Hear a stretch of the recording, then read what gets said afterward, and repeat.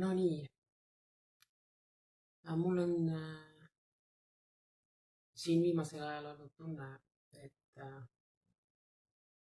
et millestki muust kui sõjast ei tohiks nagu Facebookis või üldse kuskil midagi kirjutada ega jagada. Ja siis sellepärast ma ka ei ole midagi postitanud vahepeal. aga, aga paratamatult nagu see esimene ärevus on nagu üle läinud ja kui veel siin sõja 3. nädalal mind vihastasid need postitused, et mis olid mingil muul teemal või mis jagasid mingisugust auhinnamängu või midagi, siis 4. nädalal see mind enam ei vihastanud, vaid pigem üllatas ja 5. nädalal äh, ma olen juba kohanenud sellega. Tegelikult ma olen ju mõelnud, et peaks jagama midagi selle uue nüüd siis elukorralduse kohta, mis meil siin on väikeste lastega. Kuidas siis läheb üksikemalt 2 väikse lapsega. Ja mind ei hoidnud siin tagasi mitte ainult siis sõjateema, vaid ka ikkagi see harjumus nagu jagada midagi on kadunud. Ja seesama hirm nagu kriitika ees ilmselt on tagasi tulnud. Noh, see on no, väga väiksemas mahus on ju, sest eile, kui ma vaatasin üleeile Kaili uut videot, kus ta tuletas jälle meelde seda, et noh, ainuke asi, mis tegelikult midagi väärt on ausus, siis mul tuli meelde see tõesti tundsin, et see tõesti see on ainuke asi, mis nagu annab elule mingisugust mõtet ja sisu ja kergendust ja rõõmu ja väärikust ja kõike seda. Ja siis ma tundsin endas jälle sellist jõudu, et ma suudan nagu jälle postitada midagi. Et ma suudan nagu ületada selle hirmu, selle kriitika ees. Kusjuures huvitaval kombel, või mitte mis see nii huvitav, see on iseenesest täitsa loogiline, et kõige rohkem ma ikkagi kardan kriitikat oma lähedastelt, eelkõige emad, kes tõenäoliselt minu seda kanalit ka jälgib. Et kuna loogiline on see siis sellepärast, kuna ma igapäevaselt kasutan teda nagu sellise toetusmehhanismina, eks ole, siis ma ei taha riskida sellega, et see toetusmehhanism kaob ära või saab kuidagi kahjustada. Et siis ma ei taha öelda midagi sellist, mis võiks kriitikat pälvida. Aga et üks teema, millest ma olen tahtnud, ma olen korduvalt mõelnud nagu, on see, et mida tähendab, et on raske. Kui me ütleme, et elu on raske ja seda ma olen mõelnud erinevates kontekstides. Üks asi on see, et mida mõtlevad noored inimesed, kui nad ütlevad, et elu on raske või et mingi asi on raske. Ja mida mõtlevad näiteks noored emad, kui nad ütlevad, et on raske, eks ole.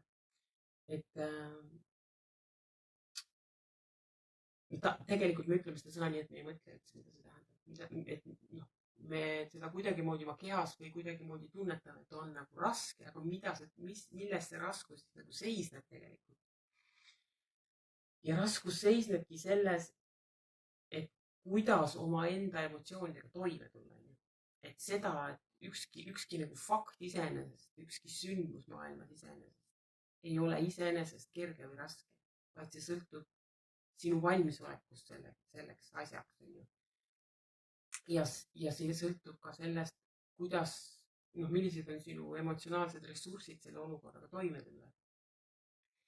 Ja eelkõige, kui me räägime, ma olen just mõelnud, et kuidas nagu võiks näiteks gümnasistidele rääkida sellest, et elu on raske, et mida see tähendab, et elu on raske. See ei tähenda seda, et ma ei leia tööd või et palk on liiga väike või et ma ei tea, ma ei saa omale autot osta või bensiini hinnad on kõrged või midagi sellist. Et need on kõik lihtsalt asjaolud. Aga see, mis selle ühe või teise asjaolu raskeks teeb, on see, et sul tekivad sellega seoses mingid emotsioonid ja sa ei saa nagu nende emotsioonidega hakkama. Ja mis tähendab emotsioonidega hakkama saamine? Et siin ongi nüüd see, et raskeks teebki see, kui sa üritad nagu kõigest hingest naeratada ja olla õnnelik või noh, teha sellist nägu, et kõik on korras, on ju. või siis teine asi on muidugi see, kui sa kaod sellisesse pidevasse negatiivsuse ringi, on ju, et see on ka muidugi kurnav. aga et saada aru, et see on normaalne, et inimestel tekivad negatiivsed emotsioonid, see on paratamatu, tõusud ja mõõnad, on ju. ja et ma lihtsalt lepingi sellega, et ma ei ürita võidelda. et see on see trikk siis nagu, kuidas sellest olukorrast võimalikult väikeste kahjudega välja tulla, aga see ei võta sult ära neid negatiivseid emotsioone. see teadmine, kuidas selle olukorraga toime tulla, see ei võta sult ära neid negatiivseid emotsioone. ja see ei võta ära neid selliseid, noh, nii-öelda siis asjaolusid, on ju. see ei võta ära seda, et bensiini hind on kõrge, see ei võta ära seda, et tööd on raske leida, on ju. Need asjad ei kao ära sellest, et sa suudad oma emotsioonidega noh, siis nii-öelda toime tulla, on ju.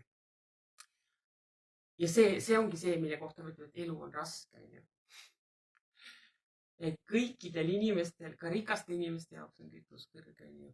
Neil on tavaliselt mingid omad probleemid, on ju. kui me mõtleme mingite ettevõtjate peale, on ju, siis ettevõtlus ei ole lihtsalt kasumi sisse küberdamine, on ju. seal on vastutus, seal sa vastutad oma töötajate eest, sa pead kuidagi tegevust planeerima, on ju. isegi kui sa selle raha oled kuidagi kuritegelikul moel kokku ajanud, siis sa ikkagi tunned mingisugust hirmu kogu aeg, et keegi saab sulle jälile, on ju. et inimestel on kogu aeg mingisugused probleemid vaevavad neid, kellelgi ei ole muretu elu. ja see, noh, et see, et see on raske, see on paratamatu. ja siis kunagi, siis natukese aja pärast ma mõtlesin selle peale, et noh, minul noore emana, eks ole, üksik emana 2 väikese lapsega, kellest üks on sellises vanuses, kus ta nagu kõige vastu protesteerib ja teine on väga nunnu, aga vajab pidevat järelevalvet. et minul on ka raske. ja siis ma kogu aeg meenutan endale, noh, see ei tekita minus nagu selles mõttes emotsionaalselt mingisugust nagu vaeva, et ma ei kannata selle pärast.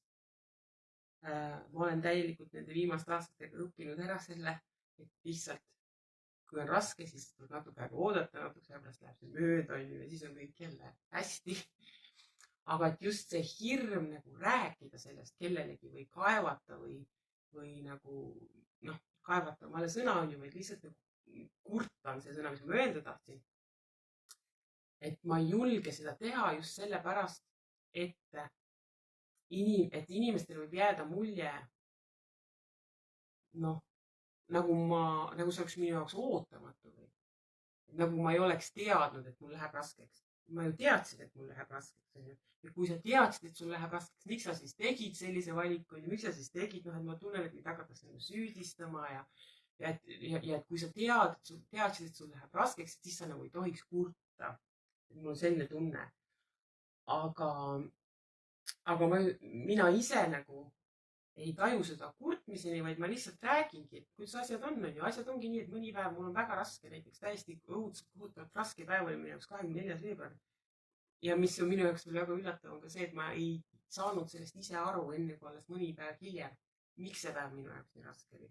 et siis nagu kuhjusid minu jaoks nii paljud asjad kokku, et mul lihtsalt sõitis katus ära ja ma väga siin kõvasti hakkasin oma lapse peale karjuma. nii et me mõlemad ehmatasime ära. ja ma ei nagu noh, ma ei süüdista nagu ennast selle pärast. et see tähendabki seda, et elu on raske, et sul tekivad mingisugused hetked, kus sa ei saa hakkama nagu iseendaga nii-öelda. sa ei suuda oma emotsioone nii-öelda ohjeldada või sa ei suuda nagu jääda kuidagi rahulikuks. ja seda ma ju teadsin kõike enne, on ju. nii et mina iseennast sellepärast ei süüdista. see tähendabki seda, et elu on raske.